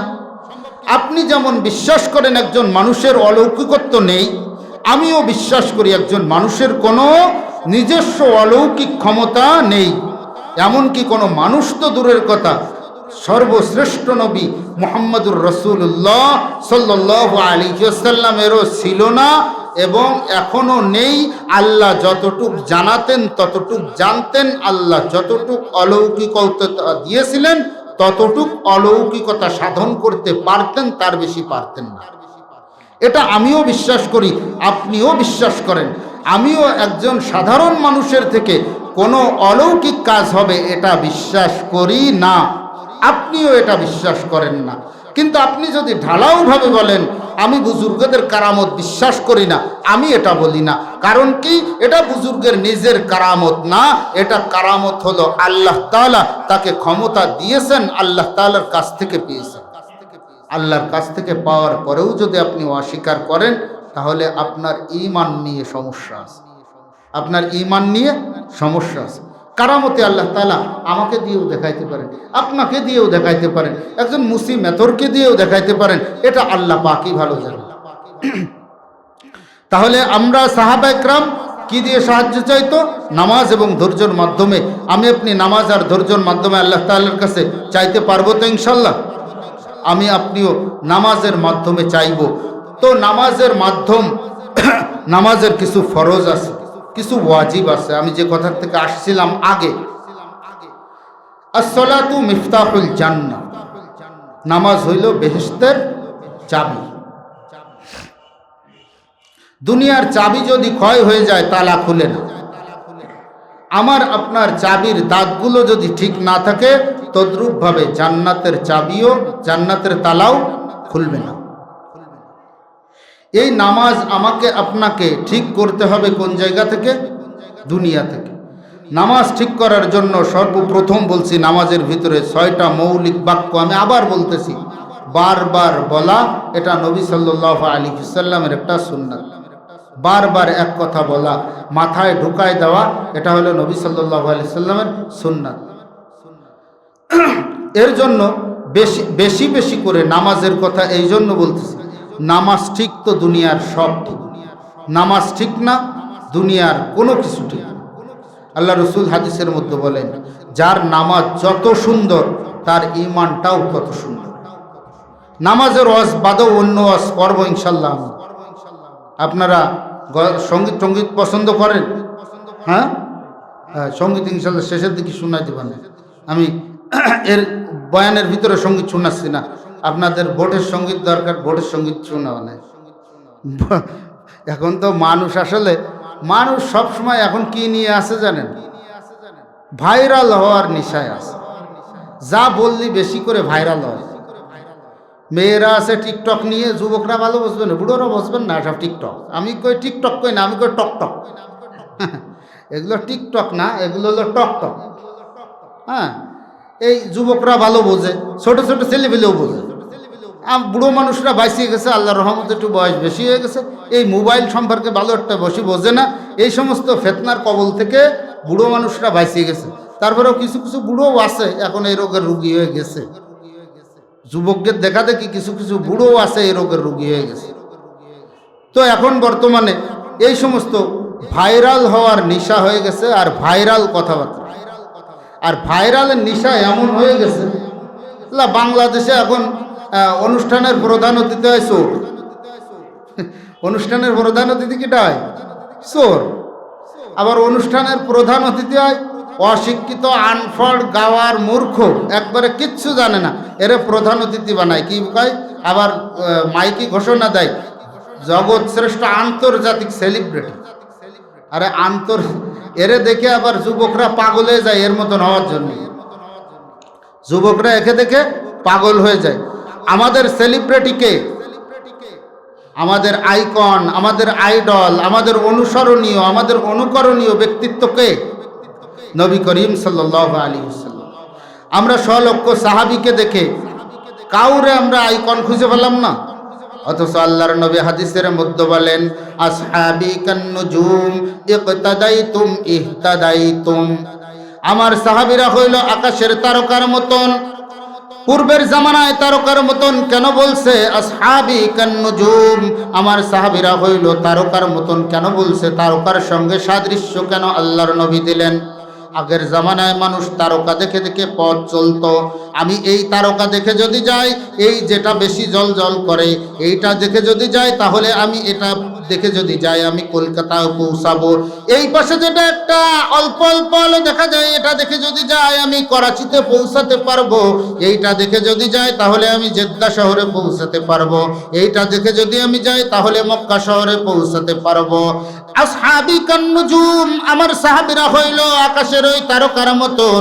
ইকতাদাইতুম ইহতাদাইতুম, তুমি তাদেরকে যদি অনুসরণ করো তাহলে তুমি হেদায়েতের রাস্তার উপরে আসতে পারবা। কি একজনের কথা বলছে না? প্রত্যেক সাহাবী, প্রত্যেক সাহাবী, যে কোনো একজন সাহাবীর পদাঙ্ক অনুসরণ করে যদি কেউ চলতে পারে, ইকতাদাইতুম ইহতাদাইতুম, তোমরা তাদের পদাঙ্ক অনুসরণ করে যদি চলতে পারো তাহলে তুমি হেদায়েত প্রাপ্ত হয়ে যাবে। সাহাবা একরামের নামাজ কেমন ছিল বলার উদ্দেশ্য আছে, ওই নামাজেই নিয়ে যাব কুমিরের রচনার মতন, বুঝলেন তো? হযরত আবু বকর সিদ্দিক রাদিয়াল্লাহু আনহুর নামাজের কথা আসছে, হযরত আব্দুল্লাহ ইবনে জুবায়ের রাদিয়াল্লাহু আনহুর নামাজের কথা হাদিসের ভিতরে আসছে। হযরত আব্দুল্লাহ ইবনে জুবায়ের রাদিয়াল্লাহু আনহু ছিলেন হযরত আবু বকর সিদ্দিক রাদিয়াল্লাহু আনহুর নাতি। হুজুর সাল্লাল্লাহু আলাইহি ওয়াসাল্লাম হিজরতের সময় এই আব্দুল্লাহ ইবনে জুবাইরের আম্মা হযরত আসমা বিনতে আবি বকর, উনি তার পায়জামার বন খুলে আল্লাহর রসুলের এবং আবু বকর রাদিয়াল্লাহু আনহুর সামানার মুখ বেঁধে দিয়েছিলেন। এই আব্দুল্লাহ ইবনে জুবাইরের নামাজের কথা হাদিসের ভিতরে আসছে। আব্দুল্লাহ ইবনে জুবাইর নামাজ শিখছে তার নানা হযরত আবু বকর রাদিয়াল্লাহু আনহুর কাছ থেকে, এবং হযরত আবু বকর সিদ্দিক রাদিয়াল্লাহু আনহু নামাজ শিখছে মুহাম্মদ সাল্লাল্লাহু আলাইহি ওয়াসাল্লামের কাছ থেকে। কেমন নামাজ পড়তেন? হযরত আব্দুল্লাহ ইবনে জুবাইর যখন নামাজে দাঁড়াইতেন তখন পাখি এসে, ফাঁকা ময়দানে দাঁড়ালে পাখি এসে তার মাথায় বসতো। আমাদের তো মাশাআল্লাহ নামাজ ওই রকমই হয়, মশা যদি গায়ে পড়ে একটাও জীবন নিয়ে ফিরে যেতে পারবে না। মাশাআল্লাহ, মশা গায়ে পড়লি একটাও জীবন নিয়ে ফিরে যেতে পারবে না। মসজিদের ভিতরে যদি ইমাম সাহেব একবার কাশেরে, মাশাআল্লাহ, ডাইন বামে কাশির আর অভাব নেই। কাশি লাগুক চাই না লাগুক, কাশি লাগুক চাই না লাগুক, খেয়াল করে দেখবেন। আপনি একটু ইচ্ছে করে এরম করবেন, দেখেন 5 জনের এবার মনে পড়িয়েছে পাগল ঠাকুর নাড়ালি কেন? পাগল ঠাকুর নাড়াশিনের জন্য মনে পড়িয়ে গেছে। ও আমারও তো একটু গলায় কাশ বাজিয়ে গেছে মনে হচ্ছে, আমারও মনে ছিল। নামাজের খুশু খুশু হয়ে গেল। এই বলেন তো, এরকম শব্দ যদি কেউ করে, পাখি তার মাথার উপরে জীবনেও থাকবে? তো হযরত আব্দুল্লাহ ইবনে জুবায়েরের মাথার উপরে পাখি এসে বসতো। পাখি অনেকক্ষণ ধরে বসে থাকতো, বিশ্রাম নিত। পাখি টেরও পেত না নামাজ পড়তেছে না কি করতেছে, মানুষ দাঁড়ায় আছে না কাকতাড়ুয়া। কাকতাড়ুয়ার উপরে বসলে কেউ বোঝে? আমাদের নামাজের ভিতরে মাশাআল্লাহ যে কত রকম খেয়াল, ডান বামে তাকায় আমাদের। আর এটা তো বাহ্যিক দৃষ্টিতে যতটুক দেখা যায়, আর মন তো আমার চীন জাপান পর্যন্ত ঘুরে আসে, আমেরিকা ইউরোপ পর্যন্ত ঘুরে আসে, কোনো অসুবিধা নাই। মন তো আমার আমেরিকা ইউরোপ পর্যন্ত ঘুরে আসে। এক আজি সাহেব নামাজ পড়তেছে, আজি সাহেবের বাজারে দোকানদার, ঈশান নামাজ। ইমাম সাহেব নামাজ পড়াইছে 3 রাকাত। কয় রাকাত? 3 রাকাত পড়ে সালাম ফিরিয়ে দিয়েছে। সালাম ফিরিয়ে দেওয়ার পর মসজিদের মুসাল্লিরা অনেকে দেখবেন কেউ করছে কি না হুজুর মনে 4 রাকাতই পড়াইছে, আর কয়েকজন করছে কি না হুজুর 3 রাকাত পড়াইছে। আজি সাহেব এসে করছে হুজুর 3 রাকাতই পড়াইছে, 4 রাকাত পড়ায়নি, জীবনেও সম্ভব না। করছে আজি সাহেব এত শিওর ভাবে, এত কনফিডেন্স আপনার 3 রাকাতই পড়াইছে? বলে বাপু বাজারে 4টে দোকান আছে, 4 রাকাতে 4 দোকানের হিসেব করে 3 দোকানের হিসেব শেষ হয়েছে, আর 1 দোকানের হিসেব এখনো বাকি। তা 4 রাকাত হয় কি রে? বুঝেননি? কয় 4টে দোকান আছে, 4 রাকাতে 4টের হিসেব করি, 3টের হিসেব হয়েছে, থানার মোড়েরটার হিসেব হয়েছে, ওই পাশেরটার হিসেব হয়েছে, এই পাশেরটার হিসেব হয়েছে, এখনো উত্তর বাজারের হিসেবটা থাইয়ে গেছে। তাহলে 4 রাকাত তো বুঝিনি। যদি হিসেব সবকটা হয়ে যেত তাহলে বুঝতাম যে আমার 4 রাকাত হয়ে গেছে। আমাদের অনেকের নামাজের হিসেব হয়ে গেছে এরকম। এই নামাজ দিয়ে কিন্তু আল্লাহকে পাওয়া যাবে না। ওয়াস্তাইনু বিসসবরি ওয়াসসালাহ, নামাজের মাধ্যমে আল্লাহর কাছে সাহায্য চাইলে আল্লাহ তাআলা সাহায্য দিবেন, এটা আল্লাহ তাআলার ওয়াদা, নবীরও ওয়াদা। কিন্তু আমাদের নামাজ যেমন হওয়ার দরকার তেমন নামাজ আমাদের হচ্ছে না। ইন্নাস সালাতা তানহা আনিল ফাহশাই ওয়াল মুনকার, নামাজ সমস্ত অশ্লীল এবং নিষিদ্ধ কাজ থেকে মানুষকে বাঁচায়, হেফাজতে রাখে, মানুষকে হেফাজত করে। আমি নামাজও পড়ি, সুদও খাই, নামাজও পড়ি, ঘুষও খাই, নামাজও পড়ি, বেপরদায় চলি, নামাজও পড়ি, অন্যের উপরে জুলুম করি, নামাজও পড়ি, আবার পরকিয়াও করি, আবার নামাজও পড়ি, বিভিন্ন উল্টাপাল্টা কাজ দুনিয়ার ভিতরে আছে, সব কিছু করি। তাহলে বুঝতে হবে আমার নামাজের কোনো দোষ না, নামাজের কোনো দোষ না। আমার অ্যান্টিবায়োটিক যে ডাক্তার দিয়েছে এই ডাক্তারের কোনো দোষ না, দোষ হলো আমার ওষুধ খাওয়াতে। ওষুধ পাঠাইছে আল্লাহ, মাধ্যম হইল নবী সাল্লাল্লাহু আলাইহি ওয়াসাল্লাম। ওষুধ পাঠাইছে আল্লাহ, মাধ্যম হইল নবী সাল্লাল্লাহু আলাইহি ওয়াসাল্লাম। এখন যদি আমি সারা দিন বলি আমি নামাজ পড়ি, এই নামাজে আমার তেমন কোনো কাজ হয় না, তাহলে দোষ হলো যে ডাক্তার আমারে ওষুধ দিয়েছে সেই ডাক্তারের দোষ, সেই ডাক্তারের দোষ। আপনারা ডাক্তার না পাঠাবেন, দেশে জ্বর হয়েছে, সকালে একটা, দুপুরে একটা, রাত্রি একটা, আপনি বাস সকালবেলায় এসে 3টে একসাথে ভেঙে নিয়ে খাইছেন, দুপুরবেলায় যাই করছেন ডাক্তার সাহেব জ্বর সারবে ভালো কথা, কিন্তু গাছ একবারে বরফের মতন ঠান্ডা হয়ে যাচ্ছে, মনে হচ্ছে রক্ত শূন্য হয়ে যাচ্ছে। তো একসাথে কয়টা খাইছেন? 3টা একসাথে খাইছে। ডাক্তার যে অনুযায়ী প্রেসক্রিপশন দেবে ওই অনুযায়ী তো আমাকে চলতে হবে নাকি নামাজের ভিতরে? এর জন্য 2টা জিনিসের সমন্বয়ের নাম হলো ইবাদত। কয়টা জিনিসের? আমি শেষে আবার জিজ্ঞাসা করব কি কি বলছি। 2টা জিনিসের সমন্বয়ে আল্লাহকে পাওয়া যায়। একটা হলো রিজাবিল কজা, আল্লাহ তাআলার সন্তুষ্টি, আর একটা হলো তরিকায়ে রাসূল। রাসূল সাল্লাল্লাহু আলাইহি সাল্লামের তরিকায় যে জিনিসটা হবে সেটা দেখনাই ভালো না হলেও ওটার দ্বারা আল্লাহকে পাওয়া যাবে। আর রাসূলের তরিকায় যদি না হয় ওটা দেখনাই যতই ভালো হোক না কেন আল্লাহকে পাওয়া যাবে না। নামাজের ভিতরে সিজদা দেওয়া ফরজ, ফরজ না? নামাজের ভিতরে সিজদা দেওয়া কি ফরজ? সিজদা দেওয়া ভালো না খারাপ? সিজদা দেওয়া কার হুকুম? জোরে বলেন। সিজদা দেওয়া আল্লাহর হুকুম। সিজদা 1 রাকাতে কয়টা দিতে হয়? এটা রাসূল সাল্লাল্লাহু আলাইহি সাল্লামের তরিকা। দুইটা সিজদা দেওয়া। সিজদা দেওয়াটা আল্লাহর হুকুম, কথা বুঝবেন ভালো করে। সিজদা দেওয়াটা আল্লাহর হুকুম। এক রাকাতে দুইটা সিজদা দেওয়া আল্লাহর রসুলের তরিকা। এখন আপনি চিন্তা করলেন সিজদা দেওয়া তো খুব ভালো জিনিস, তো আমি কি করব? এক রাকাতের ভিতরে 50টি সিজদা মারি দেবো, নামাজ হবে? সিজদা দেওয়া খুব ভালো না? তা 50টি দিলে আরো বেশি ভালো হবে না? না, কারণ ওখানে তরিকায় রাসূল নেই, রাসূল সাল্লাল্লাহু আলাইহি ওয়াসাল্লামের তরিকা নেই। বলেন তো, আল্লাহ রসুল বলতেছে আফজালু কালাম লা ইলাহা ইল্লাল্লাহ, সব থেকে উত্তম কালাম হলো লা ইলাহা ইল্লাল্লাহ। মান ক্বালা লা ইলাহা ইল্লাল্লাহ দাখালাল জান্নাহ, নবী সাল্লাল্লাহু আলাইহি ওয়াসাল্লামের হাদিস। যে লা ইলাহা ইল্লাল্লাহ বলবে সে জান্নাতি হবে। বলেন, এখন যদি আপনি নামাজের নিয়ত করেন আল্লাহু আকবার, লা ইলাহা ইল্লাল্লাহ মুহাম্মাদুর রাসূলুল্লাহ, লা ইলাহা ইল্লাল্লাহ মুহাম্মাদুর রাসূলুল্লাহ, লা ইলাহা ইল্লাল্লাহ মুহাম্মাদুর রাসূলুল্লাহ, এভাবে 50 বার কইতে তারপর রুকুতে গেছেন, আপনার নামাজ হবে? কারণ কি? এটা যতই বড় কালিমা হোক না কেন, নামাজের ভিতরে এখানে রাসূল সাল্লাল্লাহু আলাইহি ওয়াসাল্লামের তরিকা হলো নামাজের নিয়ত করার পর সানা পড়া সুন্নাত, তারপরে কিরাত পড়া ফরজ। সানা পড়া সুন্নাত, কিরাত পড়া ফরজ, এটা আদায় করতে হবে। এখন আবার কেউ কেউ আছে বাংলিশ হুজুর, বাংলিশ হুজুর বললেন, বুঝলেন? কেউ কেউ কয় জুমার খুতবা বাংলায় দিতে হবে।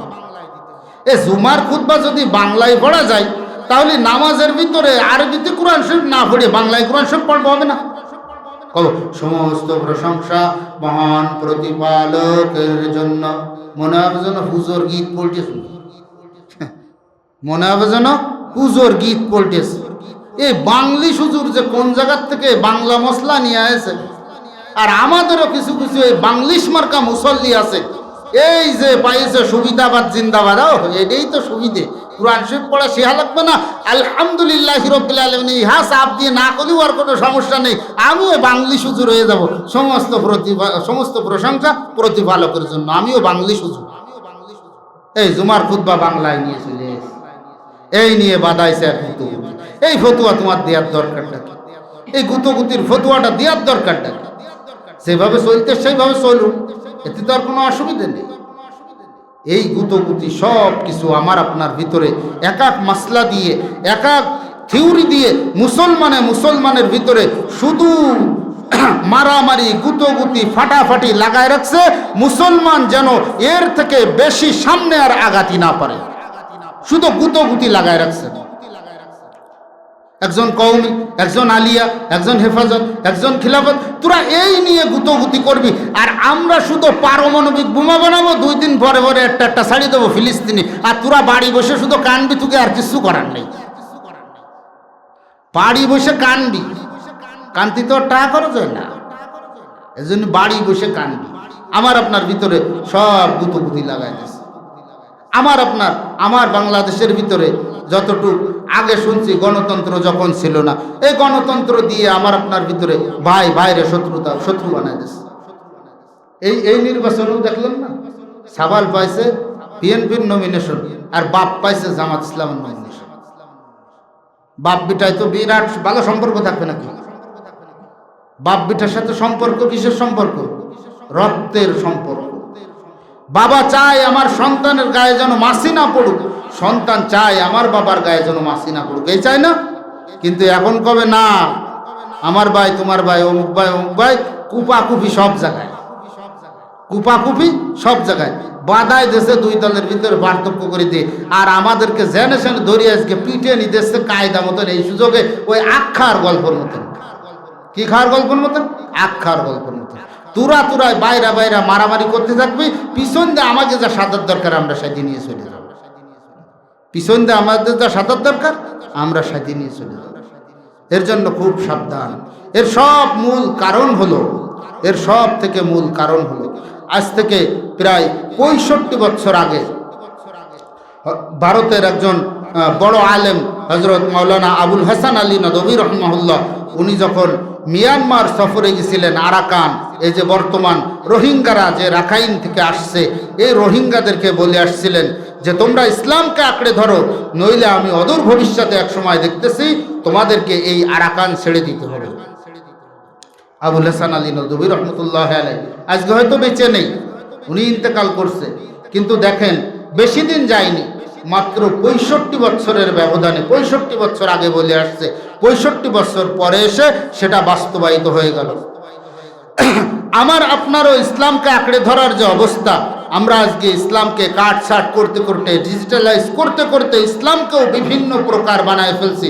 খোদার কসম, পৃথিবীর ভিতরে খুলাফায়ে রাশেদার থেকে সমস্ত বিধর্মীরাও স্বীকার করে খুলাফায়ে রাশেদার যে 4 জন না, মোট 5 জন খলিফা, হযরত আবু বকর সিদ্দিক রাদিয়াল্লাহু আনহু, হযরত উমর রাদিয়াল্লাহু আনহু, হযরত উসমান ইবনে আফফান রাদিয়াল্লাহু আনহু, হযরত আলী ইবনে আবি তালিব রাদিয়াল্লাহু আনহু, হযরত হাসান ইবনে আলী রাদিয়াল্লাহু আনহু, এই 5 জন খলিফার যে খুলাফায়ে রাশেদা, এর থেকে সুশাসন, এর থেকে স্বর্ণালী যুগ পৃথিবীর কোন রাজত্বে কোনোদিন আসেনি, আসতেছে না, ভবিষ্যতেও আসবে না।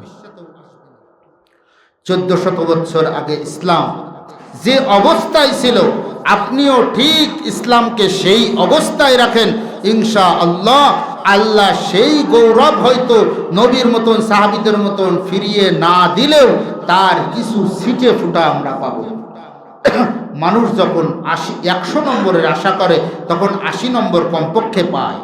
মানুষ যখন 80-র আশা করে কমপক্ষে 60-65 পায়।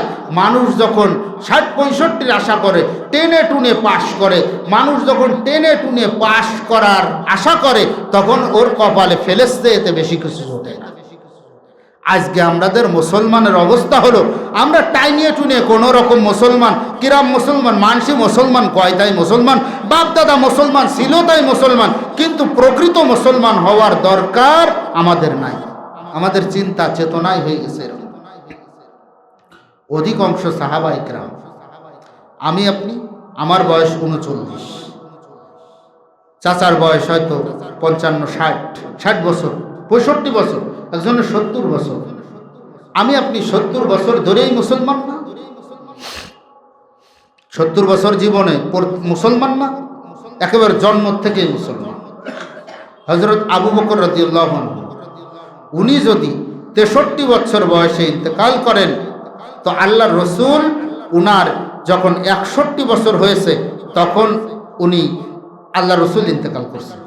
তাহলে ঈমান আনার সময় আবু বকর সিদ্দিক রাদিয়াল্লাহু আনহুর বয়স 38 বা 37। কয় বছর? 38 বা 37। 38-37 বছর কিন্তু তার চলে গেছে। হযরত উমর রাদিয়াল্লাহু আনহুর বয়স হয়তো 31 থেকে 32। এর আগে 31-32 বছর কিন্তু কুফরি অবস্থায় চলে গেছে। হযরত আবু বকর সিদ্দিক রাদিয়াল্লাহু আনহুর বাবা, তার বয়স 100 বছরে যে তিনি ইসলাম কবুল করছেন, ইসলাম গ্রহণ করছেন 100 বছর বয়সে। হযরত সালমান ফার্সি রাদিয়াল্লাহু আনহু, উনার কথা বলেন, উনি 120 বছর বয়সে যে ইসলাম গ্রহণ করছেন। এই 120 বছর কিন্তু উনি কাফের ছিলেন, মারা গেলে একেবারে কাট্টা জাহান্নামী। হযরত আবু কুহাফা রাদিয়াল্লাহু আনহু, আবু বকর রাদিয়াল্লাহু আনহুর বাপ, উনি 100 বছর বয়সে ইসলাম গ্রহণ করছেন। এর আগে মারা গেলে কিন্তু উনি কাফের ছিলেন, জাহান্নামী হতেন। কিন্তু ঈমান গ্রহণ করছে সঙ্গে সঙ্গে, বাস তার পূর্ববর্তী সমস্ত সব কিছু মাফ, পূর্ববর্তী সব কিছু মাফ। আমার আপনার জন্য গুনাহ করে ফেলছি, হাজার হাজার লক্ষ লক্ষ গুনাহ, আমার আপনার হতাশ হওয়ার কোনো কারণ নেই। হাদিসের মধ্যে আল্লাহর নবী বলেন, আত্তাইবু মান লা যামবালা, তওবাকারী এমন কেমন যেন তার কোনো গুনাহই নাই। আল্লাহর রাসূল কি বলছে? 60 বছর পরে যে আর তওবা করলে তওবা হবে না? কথা কয় না, কইছে আল্লাহর রাসূল যে 70 বছর 60 বছর মানে নিলাম, 70 বছরের পরে গেলে আর তওবা হবে না। না, আত্তাইবু মান লা যামবালা, তওবাকারী এমন তার যেন কেন কোনো গুনাহ নেই, তওবা যখন করবে তখন সে নিষ্পাপ মাসুম বাচ্চার মতন হয়ে যাবে। আমার আপনার থেকে গুনাহ হতেই পারে, কারণ আমার আপনার ভিতরে আল্লাহ তাআলা দিয়ে রাখছে নফস। কি দিয়ে রাখছে? নফস। মানুষকে আল্লাহ তাআলা বানাইছে 4টা জিনিস দ্বারা। কয়টা জিনিস বলেন? কয়টা জিনিস? মানুষকে বানাইছে আল্লাহ 4টা জিনিস দ্বারা, ফেরেশতাকে বানাইছে আল্লাহ 3টা জিনিস দ্বারা, পশু প্রাণীকে বানাইছে আল্লাহ তিনটা জিনিস দ্বারা। মানুষের থেকে ফেরেশতাদেরও একটা কম, পশু প্রাণীদেরও একটা কম।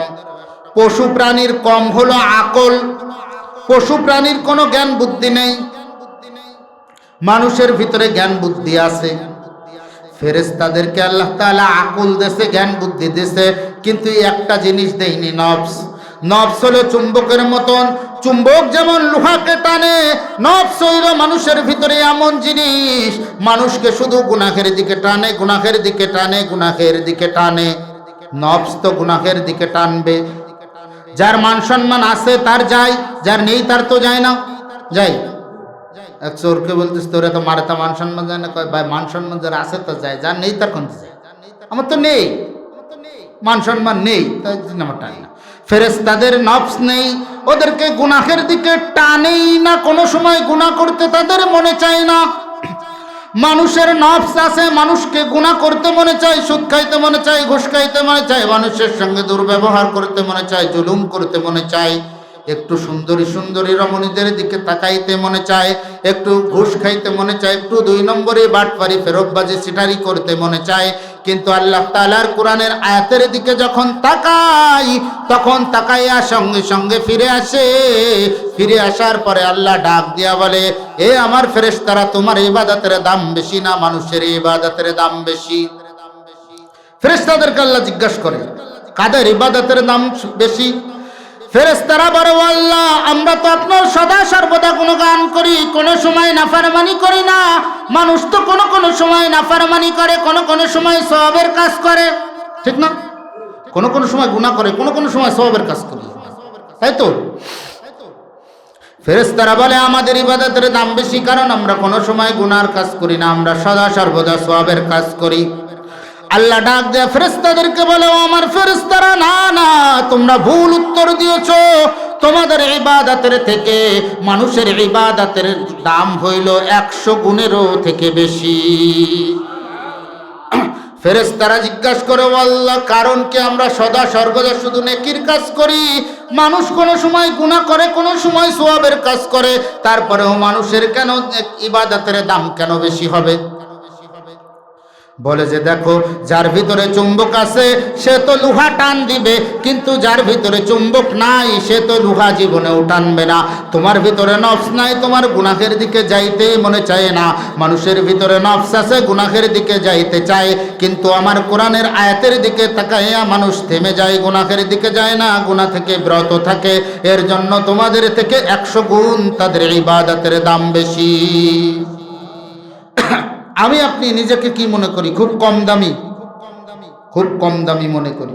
গুনাহ করলে হতাশ হয়ে যায়। সাহাবা একরামকে আল্লাহ রসুল ওয়াজ করতেছেন, হ্যাঁ আমার সাহাবীরা, তোমাদের যখনই গুনাহ হয়ে যাবে তখনই তোমরা তওবা করে নিবা, মাপ চেয়ে নিবা। সাহাবা একরাম জিজ্ঞাসা করতেছে, হে আল্লাহর নবী, আমরা কতবার মাপ চাবো আল্লাহর কাছে? বলতেছে যে দিনে যদি 70,000 বার গুনাহ হয়ে যায়, খেয়াল করবেন কথাটা, দিনে যদি 70,000 বারও গুনাহ হয়ে যায়, সঙ্গে সঙ্গে আল্লাহ তাআলার কাছে মাপ চেয়ে নিবে। একজন মানুষের দ্বারা দিনে 70,000 গুনাহ হওয়া সম্ভব? হ্যাঁ, দিনে মানুষের দ্বারা 70,000 সেকেন্ডই তো না, কয় সেকেন্ডে একদিন, কয় সেকেন্ডে একদিন?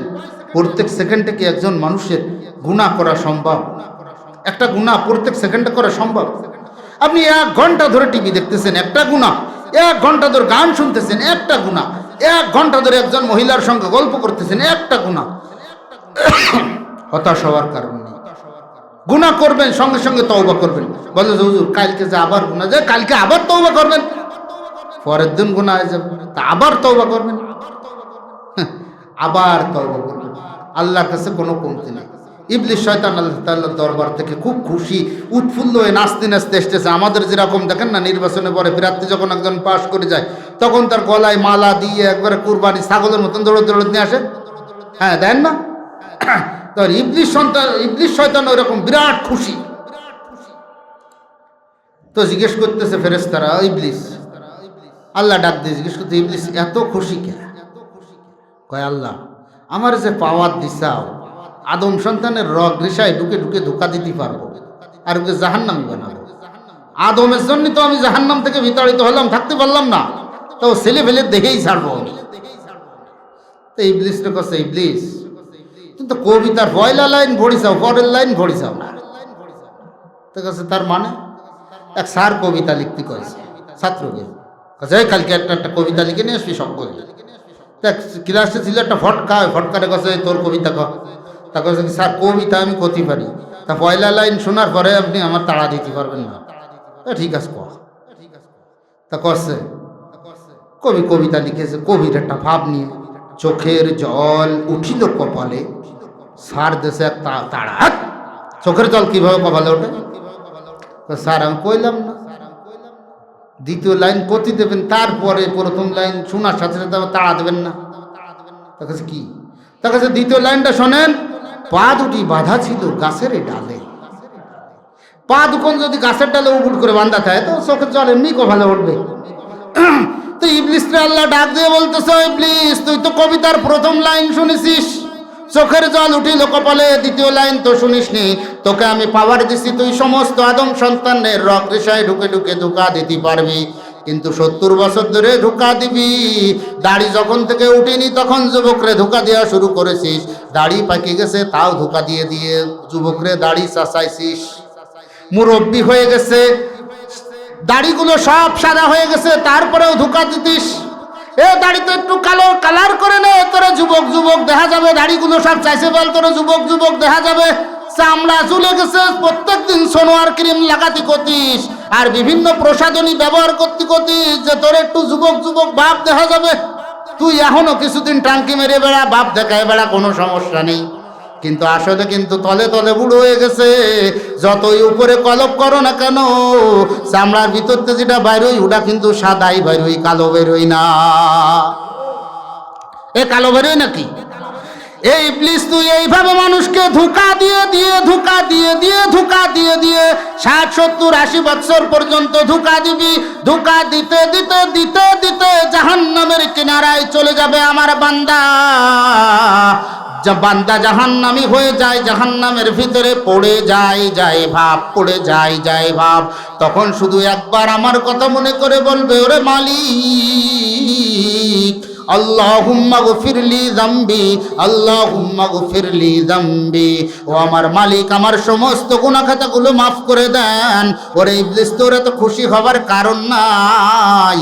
আমার বান্দা 70 বছর 80 বছর গুনাহ করার পর যখন একবার বলবে আল্লাহুম্মা গফিরলি যামবি, হে আল্লাহ আমার সমস্ত গুনাহ খাতাগুলোরে মাফ করে দেন, সঙ্গে সঙ্গে আমি আল্লাহর আরশ থেকে ঘোষণা করে দিব, গফারতু লাকা ইয়া আবদি, হে আমার বান্দা আমি তোমাকে মাফ করে দিলাম।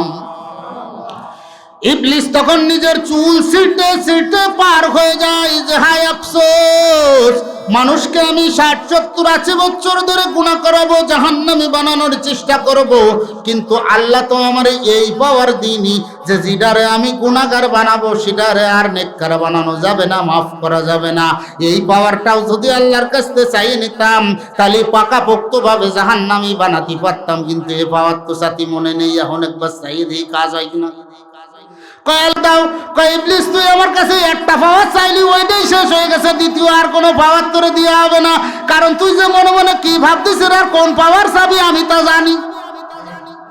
ইবলিস তুই মনে মনে যে কি ভাবতেছিস আর কি পাওয়ার চাবি আমি জানি, এর জন্য তোর আর সুযোগ দেওয়া হবে না। তোর সুযোগ ওই একবারই ছিল, নাড়িয়ে বেলতলায় একবার যাই, নাড়িয়ে বেলতলায় একবার যাই, আমি বারবার তোমার ওই সুযোগ আর দেবো না, তুমি একবার আমার কাছে চাইনি।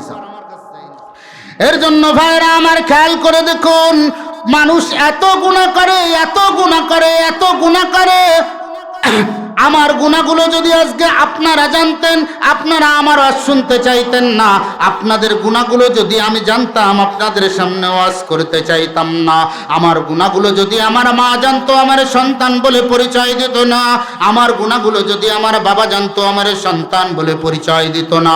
আমার গুনাহ যদি আমার শ্বশুর শাশুড়ি জানতো, আমার জামাই বলে পরিচয় দিত না।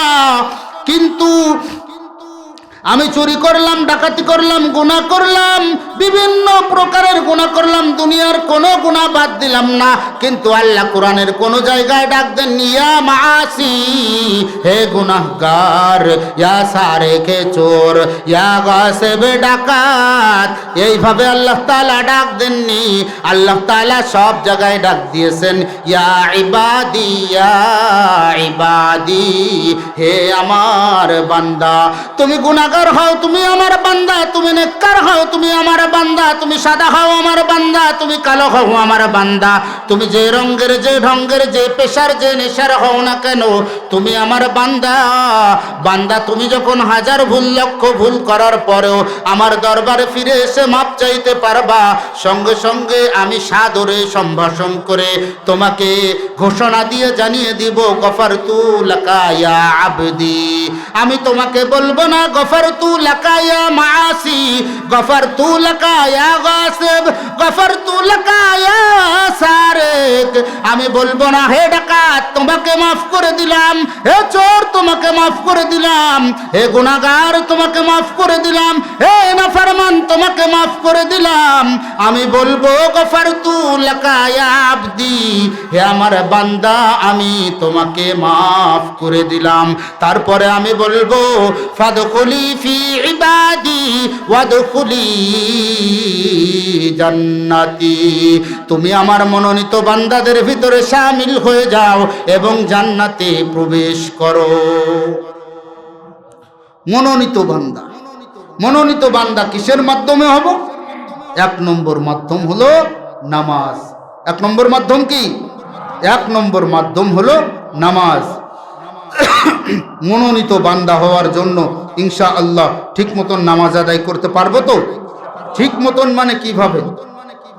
মৌলিক কথাগুলো, যে মৌলিক কথাগুলো যেটা বলা উদ্দেশ্য ছিল সেটা আরেকবার বলি। অজুর ফরজ 4টা, গোসলের ফরজ 3টা, অজু গোসলের মাসালা সুন্দরভাবে শিখে নেব। কোন জায়গা থেকে কোন পর্যন্ত ধুতে হবে শিখে নেব। আমি যে কাপড়গুলা পরি, এই কাপড় নাপাকি লেগে গেলে কিভাবে পবিত্র করব এটা শিখে নেব। মনে থাকবে তো? মৌলিক মাসলা এই 3টা। আমি যে পোশাক পরিধান করি এটা পবিত্র করব কিভাবে? আমি পোশাক ধুই না, আমি লুঙ্গি খুলে রাখি, আমার বিবি ধুয়ে দেয়, আমার বিবিকে এটা শিখাই দিব। এই মৌলিক মাসলাটা কাকে শিখাই দিব? মৌলিক মাসলাটা। আমি মাসলা খুব সুন্দর করে মুখস্থ করে রাখেছি, কিন্তু আমার প্রত্যেক দিন লুঙ্গি ধুয়ে দেয় আমার বিবি, উনি প্রত্যেক দিন যেভাবে পাক করার দরকার ওইভাবে পাক করে না, আমিও তার খোঁজ খবর নিই না, কিয়ামত পর্যন্ত নামাজ পড়বো, নামাজ হবে না। এর জন্য মৌলিক মাসালা বিবিকেও শিখাই দেব। মনে থাকবে তো ইনশাল্লাহ? নামাজের ভিতরে সূরা ফাতিহা সহ আর 4টা সূরা, মাত্র গড়ে মিলে 10 লাইন। মাত্র কয় লাইন? 10 লাইন। নামাজের ভিতরে মৌলিক 10টা বাক্য। আল্লাহু আকবার, সামি আল্লাহু লিমান হামিদা, রব্বানা লাকাল হামদ, সুবহানা রাব্বিয়াল আ'লা, সুবহানা রাব্বিয়াল আযীম, আসসালামু আলাইকুম ওয়া রাহমাতুল্লাহ। 6টা মৌলিক বাক্য। আত্তাহিয়াতু পড়া ওয়াজিব, দুরূদ শরীফ পড়া সুন্নাত। দুরূদ শরীফ না শিখতে পারলে শেখার চেষ্টা করব, দুআয়ে মাসুরা না শিখতে পারলে শেখার চেষ্টা করব, কিন্তু কমপক্ষে আত্তাহিয়াতু যেটাকে আরবিতে তাশাহুদ বলে এটা শিখে নিব, এটা শিখে নিব সহি করে। আর একটা জিনিস শিখে নেব, সেটা হলো দুআয়ে কুনুত। দুআয়ে কুনুত, দুআয়ে কুনুত যদি না পারি তাহলে কি করব? যতদিন দুআয়ে কুনুত শিখতে পারবো না ততদিন কি করব? না না না না না, সূরা ইখলাস না, যে কোনো দোয়া, যে কোনো দোয়া, সূরা ইখলাস পড়বেন না। আর অনেকে এই ভুলটা করে, এর জন্য এই কথাটা বললি। সূরা ইখলাস বা অন্য কোনো সূরা পড়বেন না, যে কোনো দোয়া পড়বেন। আরে দোয়াটাও কিন্তু কোরআনের আয়াত। রব্বানা লা তুযিগ কুলুবানা বা'দা ইয হাদাইতানা ওয়া হাব লানা মিন লাদুনকা রাহমা ইন্নাকা আনতাল ওয়াহ্হাব, কোরআনের আয়াত না, কিন্তু এটা কিন্তু দোয়া।